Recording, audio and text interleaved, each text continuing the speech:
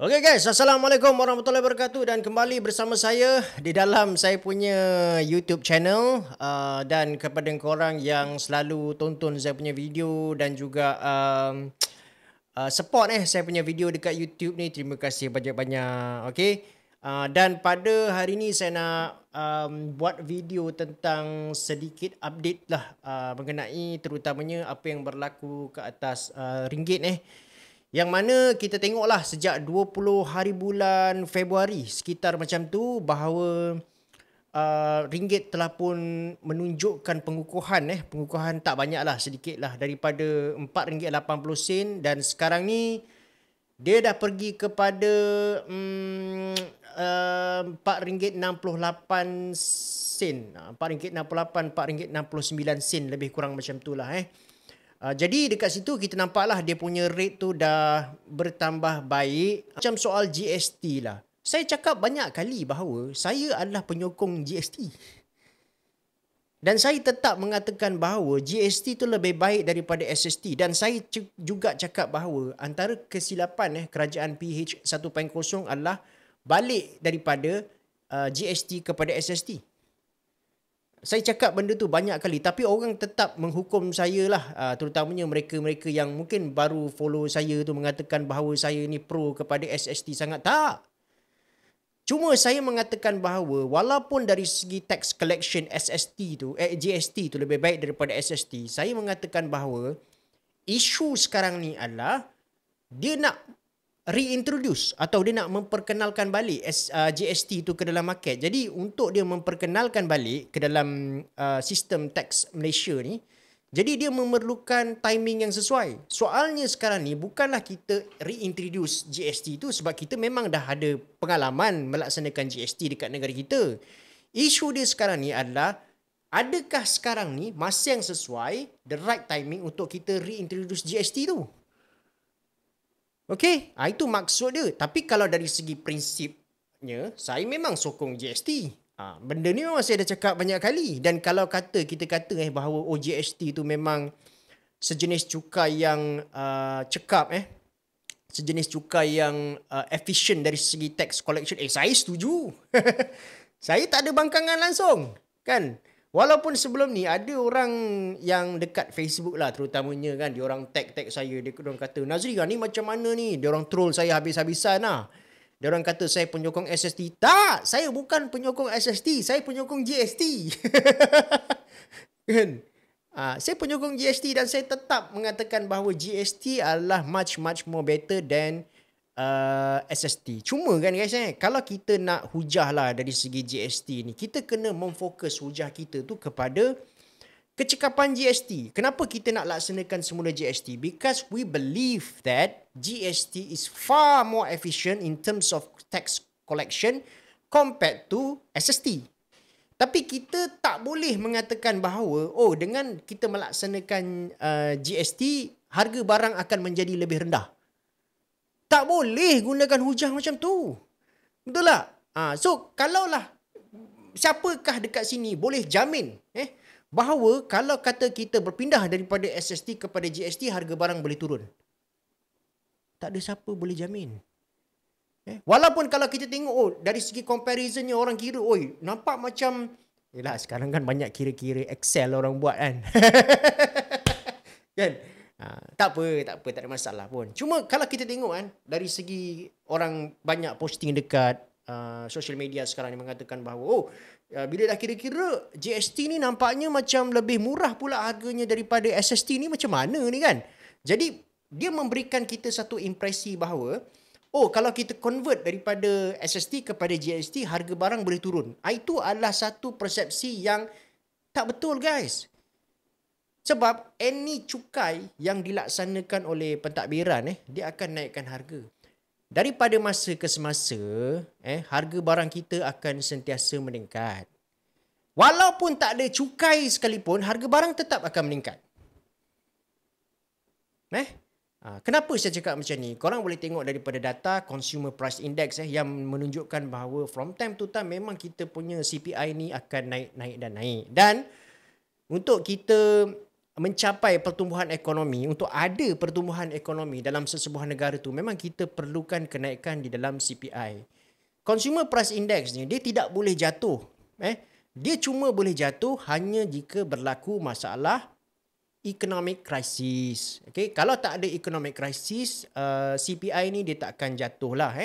Dan kalau CPI tu jatuh, korang tengok pula dekat kita punya inflation rate tu, dia akan jadi negatif. Kalau kau nampak inflation rate tu negatif, bermaksud CPI tengah jatuh lah. Dan bila inflation rate negatif, biasanya kemelesatan ekonomi sedang berlaku. Jadi that's why saya cakap GST ni, bila kita nak berhujah tentang GST, kita mesti berhujah daripada aspek kecekapan. Kita jangan sesekali berhujah bahawa harga. Jangan cakap pasal harga, guys. Jangan berhujah pasal harga. Sebab tu saya tak setuju dengan mana-mana proponents of GST ataupun penyokong GST yang mengatakan bahawa GST ni lebih murah. Saya tak setuju. Sebenarnya kita dah terlupa bahawa Ahmad Maslan pernah menggunakan hujah yang sama. Ahmad Maslan pada satu ketika dulu, sebelum tahun sekitar tahun 2015 ke 2014, yang mana tu kita tahulah Datuk Seri Ahmad Maslan ni dia memang ikon GST. Dia adalah seorang salesman kepada GST ataupun marketer kepada GST lah, yang mana agenda dia dan juga dia punya key point yang selalu dia cakap kesana kemari ni adalah harga barang boleh jatuh kerana GST. That is wrong, guys. Dan bila GST dilaksanakan, kalau kita tengok inflation rate memang dia naik. Okay. So ini adalah fakta. Walaupun orang cakap GST boleh menurunkan harga ataupun harga lebih murah di bawah SST, it's wrong. Saya tak setuju langsung. Pada saya adalah bila you buat GST, inflation naik. Dan benda ni sudah dibuktikan oleh data. Mana-mana orang pun pada hari ni dia tak boleh nak deny fakta ni. Iaitu bila laksanakan sahaja GST, harga barang akan naik. Dan fakta juga bahawa bila di convert daripada GST kepada SST pada tahun 2018, inflation kita jatuh. Tapi kena faham, inflation jatuh ni bukanlah satu keadaan di mana harga barangan jatuh. Tak, guys. Kadang-kadang orang cakap inflation, tengok tu pada tahun 2018 inflasi jatuh, maksudnya harga barang jatuh. Ni antara penyokong SST cakap harga barang jatuh. Tak, guys, harga barang tak jatuh bila inflasi jatuh. Inflation jatuh ni dia menunjukkan bahawa kelajuan di dalam kenaikan paras harga tu diperlahankan. Ingat tak saya cakap tadi, harga barang tak boleh jatuh. Kalau harga barang jatuh, dia akan menyebabkan economic crisis, deflasi. Jadi harga barang biasanya dia tak akan jatuh, guys. Cuma kelajuan dia punya speed tu, dia akan diperlahankan lah. Itu saja kalau inflation jatuh lah. Jadi jangan cakap bahawa kalau inflation jatuh maksudnya harga barang jatuh. Tak. Jadi kepada mana-manalah penyokong GST, saya haraplah korang kalau nak berhujah, berhujahlah dengan atas konteks kecekapan, the efficiency of GST. Jangan bercakap pasal harga. Kalau kita cakap pasal harga, nanti kalau GST betul-betul dilaksanakan, harga tak jatuh, korang nak jawab apa? Jadi macam gitulah. Sebab tu walaupun saya bersetuju dengan GST, tapi saya mengatakan bahawa now is not the right time untuk kita melaksanakan GST. Dan saya harap, kalau tak laksanakan sekarang pun, mungkin pada tahun 2025 ataupun in the near future, kita kembalikanlah GST ni untuk kebaikan negara kita. It's not about politics ke whatsoever. It's about the country needs a new source of income. Kalau kita tidak perkenalkan semula GST ni, bermaksud kita tidak akan ada income yang baru dan investor dekat luar akan nampak kita ni as a country that highly dependent on oil revenue. Itu bahayalah. Jadi ada beberapa sebab lah kenapa saya mengatakan bahawa bukanlah masa yang sesuai untuk melaksanakan GST buat masa ni. Yang pertama adalah disebabkan oleh tax refund. Jadi the new government, the current government lah, iaitu kerajaan Madani, dia mesti memfokus kepada memperbaiki sistem refund yang sedia ada, dan dia kena kemaskini lah. I don't know macam mana dia orang buat, Tapi for whatever reasons memang sistem refund ni kena dibaiki. Kalau sistem refund ni tak dibaiki, dia akan mendatangkan masalah lah kepada kita punya SMEs syarikat-syarikat kecil terutamanya lah. Sebab apa? SME ni kita kena faham, diorang ni adalah 90% daripada orang cakap tu apa? 90% daripada kesemua total business dekat negara kita lah. Jadi kalau kata diorang ni tidak mendapat diorang punya refund ni dalam satu jangka masa on time, jadi ini akan menyebabkan diorang ada masalah cash flow lah. Sebab apa? Diorang dah bayar GST ni. Memang betul GST ni diorang boleh dapatkan claim dan juga refund kalau kata input tax tu lebih besar daripada output tax, diorang beza tu, difference tu diorang boleh dapatkan claim back lah. Tapi claim back ni, dan bila diorang claim ni maksudnya dia bukanlah sejenis kos kepada perniagaan. Kena faham tu bila dia claim back, dia bukanlah sejenis kos kepada perniagaan. Tapi even dia bukan sejenis kos, kalaulah dia tak dapat refund ni on time, dia pun akan berhadapan dengan masalah cash flow. Sebab sebelum dia dapat refund balik dia punya cukai ni, dia dah kena bayar lagi GST baru. So, kalaulah the current government nak perkenalkan balik GST ni, maksudnya diorang kena perbaikilah sistem refund ni. Itu yang pertama lah. Yang kedua kita punya inflation rate kita lah. Inflation rate kita ni pada saya bukan bermaksud inflation rate kita ni sekarang dia tinggi guys. Tak, inflation rate kita ni dia adalah lebih kurang dalam 1.5% lah. Still dalam keadaan yang rendah. Tapi kita kena tahu bahawa sekarang ni pada masa yang sama kerajaan pun sedang melaksanakan rasionalisasi subsidi. Rasionalisasi subsidi maksudnya kerajaan akan buat subsidi bersasar, and eventually lah saya percaya benda ni akan push inflation ke atas. Dan pada masa dia buat rationalisasi subsidi ni, dan jika dia buat juga GST pada masa yang sama, so dia punya kesan ke atas harga ni akan bertambah lebih banyak lagi lah. Okay? Itu yang antara lah, dan kalau kita tengok macam Datuk Johari Ghani pun, Datuk Johari Ghani ni dia adalah penyokong tegar GST korang kena tahu. Tapi dia pun cakap bahawa kalau kita laksanakan GST pada masa sekarang ni, inflation kita akan menjadi lebih teruk lah. Itu yang dia cakap daripada Datuk Johari Ghani. Yang mana kita tahu Datuk Johari Ghani ni pun dia adalah orang yang terkenal sebagai seorang supporter of GST. Okay. Tapi saya memang berharap agar kerajaan Madani ni akan memperkenalkan semula cukai GST. Kalau tak tahun 2025, tahun 2026 lah. Okay. Dan semakin lambat dia delay, pelaksanaan semula sistem GST ni, ditakutilah bahawa nanti investor tengok kita tidak ada additional resources of income lah berbanding kita punya hasil minyak sekarang ni, dan itu tak baiklah untuk negara kita. Jadi guys, saya adalah penyokong GST. Jangan cakap saya penyokong SST, tidak. Tapi saya menyokong GST tu dalam konteks kecekapan pengutuan hasil. Saya tidak menyokong GST sebab saya percaya GST boleh menurunkan harga, tidak. Saya sokong GST because daripada konteks kecekapan. Saya percaya benda tu akan mendatangkan hasil yang lebih baik kepada kerajaan, tapi subject to the few issues lah yang kerajaan kena settlekan dulu, contohnya macam refund tadi tu. Okay, itu pasal GST. Sekarang ni saya nak beralih kepada the next topic pula lah, iaitu pasal ringgit. Pasal ringgit guys. Ringgit ni kalau kita tengok dia dah bertambah baiklah sebenarnya kan. Tapi kita kena tahu satu benda guys, okay?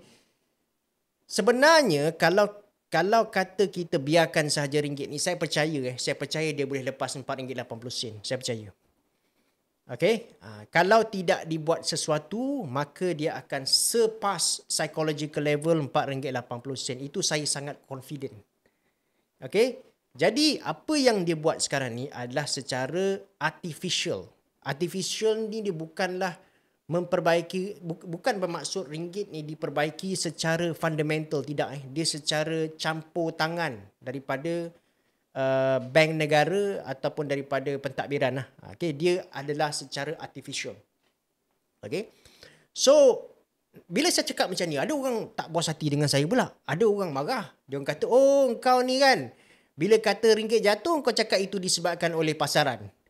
Disebabkan oleh Federal Reserve punya interest rate tinggi. Oh, sekarang ni ringgit meningkat, kau cakap disebabkan oleh kerajaan pula buat something. Aduh. Guys, come on lah guys. Kita kena jadi matang sikit. Okay, kita kena jadi seorang yang matang. Okay, kalau benar lah kita biarkan ringgit ni melepasi RM4.80 tanpa buat sesuatu. Macam saya cakap tadi, saya percaya ringgit boleh lepas RM4.80 if there's nothing being done by the central bank. Okay? Tapi kita kena tahu, okay, bila ringgit RM4 mencecah lebih RM4.80 dan semakin jatuh, siapakah yang akan terkesan? The first is kita punya manufacturing companies yang banyak buat masuk raw materials daripada luar untuk diorang proses jadikan bahan mentah, diorang punya cost akan meningkat. That is first. Secondly adalah syarikat-syarikat penerbangan. Syarikat-syarikat penerbangan ni diorang akan terkesan guys. Diorang akan terkesan sebab diorang beli minyak dalam US dollar. Lepas tu diorang dapat hasil pula dalam ringgit. Nampak tak dia berlaku mismatch dekat situ antara dia punya costing dan juga dari segi dia punya revenue? Nampak tak dari situ dia punya mismatch tu? So kita kena tengok benda ni guys. Airlines dan juga syarikat industri atau perkilangan ni dia akan terkesan lah. Jadi it's about time lah untuk diorang lakukan sesuatu. Dan memang betul pun diorang ada buat something. Bila saya cakap macam gitu, ada orang marah. Ada orang cakap, mana ada dia orang buat, mana ada government buat anything? Tak ada pun. Salah. Memang diorang ada buat something. Kalau kita tengok, kita baca berita repatriation of GLC earnings. Yang mana bank negara dikatakan sudah bertemu lah dengan syarikat-syarikat GLCs ataupun GLICs untuk consult diorang, bawa balik diorang punya repatriation lah of earnings daripada overseas kembali kepada Malaysia. Jadi berlakulah inflow of funds daripada luar masuk ke dalam negara kita, dan kita kena tahu bahawa earnings ni di dalam US dollar.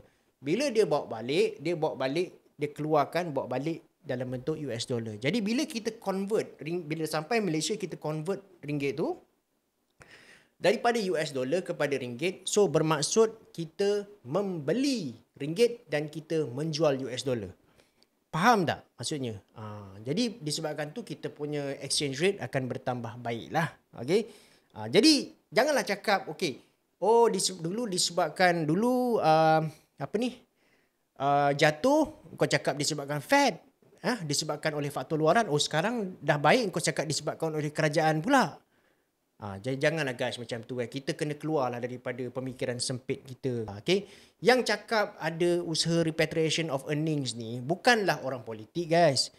Yang mengeluarkan statement repatriation of earnings ni, dia daripada siapa guys? Dia daripada Adnan Zailani. Adnan Zailani ni siapa? Adnan Zailani ni adalah timbalan Governor Bank Negara. Dia adalah pengerusi kepada satu komiti ni dalam Bank Negara tu yang kita panggil sebagai Financial Markets Committee. Okay?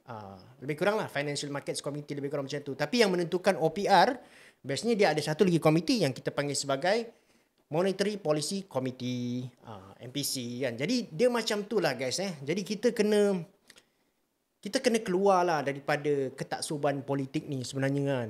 So kalau kata kita cakap sikit macam ni, nanti orang tuduh kita walanon. Kalau kita cakap macam ni sikit, orang tuduh kita walaon. So benda-benda ni semua tak membantu guys. Okay. Dan kalau kita tengok daripada kenyataan daripada Adnan Zailani tu, dia mengatakan bahawa sudah berlaku immediate impact lah. Maksudnya benda tu dah berjalan dah. Masa dia bagi statement tu, kalau tak salah saya pada 1 Mac dia keluarkan statement macam tu, tapi masa tu dia kata there has been an immediate impact lah. Maksudnya capital inflow tu sudah berlaku kalau kita baca dia punya statement tu kan. Ini dia yang cakap, bukan saya. Kan? Jangan cakap so jangan kita cakap bahawa tak ada apa-apa berlaku, tidak ada apa-apa usaha. Salah. Kita nak sokong the government of the day pun ke, kalau kita nak membangkang ke tak apa guys, tapi jangan terlalu melihat ni dari segi political angle tau. Kita kena melihat ni dari segi monetary policies punya angle. Okay guys, macam saya cakap tadi lah, ringgit sekarang ni dah pergi kepada RM4.68 69 macam tu lah. Okay. Jadi kita kena faham bahawa apa yang berlaku pada hari ni, walaupun ringgit tu mengukuh, dia adalah satu artificial, secara artificial lah dia dinaikkan dia punya value tu, bukan disebabkan oleh fundamental punya perkara Okay, jadi kita kena faham benda tu. Dan selepas intervention macam ni ataupun campur tangan daripada bank negara dia ada kemungkinan ringgit tu dia akan jatuh balik nilai dia. Itu saya tak nafikan jika kita tidak memperbaiki kita punya ekspor, jika kita tidak memperbaiki inflow of investments ke dalam negara kita. Okay? Jadi ini akan menyebabkan ringgit tu selepas fasa intervensi ni dia boleh jatuh balik nilai dia. Okay? Ini saya cakap benda yang betul kat korang. Bukan saya cakap ni sebab saya nak backing mana-mana ke, tak ada. Ni because this is real things yang you all patut tahu. Selepas fasa intervensi ni, jika kita tidak dapat memperbaiki kita punya kedudukan ekspor kita, ataupun ekspor kita semakin teruk lah sebagai contoh ataupun kita tak dapat menarik pelabur masuk ke dalam negara kita, jadi ringgit tu boleh jatuh balik guys. Okay, itu kita nak faham Okay, saya rasa inilah sahaja video saya untuk buat masa ni. Saya harap korang dapat belajar sesuatu lah daripada video saya ni.